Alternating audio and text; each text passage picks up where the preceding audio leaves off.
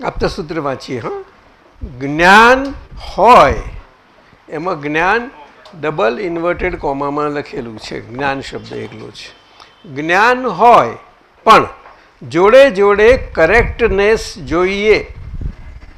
કરેક્ટનેસમાં પણ double inverted કોમામાં છે. જ્ઞાન અને કરેક્ટનેસ. જ્ઞાન એ રિયલ છે, કરેક્ટનેસ એ રિલેટિવ છે. અહીંયા એવું લખ્યું નથી. હા, આગું ફરતી સૂત્ર વાંચું છું. જ્ઞાન હોય પણ જોડે જોડે કરેક્ટનેસ જોઈએ.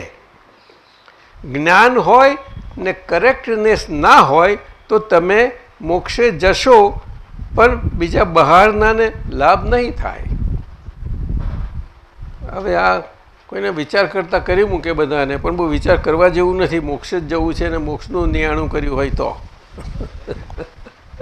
પણ દાદાએ જે વાત કરી છે કરેક્ટનેસની, એ પૌદ્ગલિક અને વ્યવહારના કરેક્ટનેસની જે વાત કરી છે તે ઘણા બધાને લાભ થાય એવું એ પૂતગલ થઈ જાય એના માટેની કરી છે. શું કહ્યું? એના માટેની.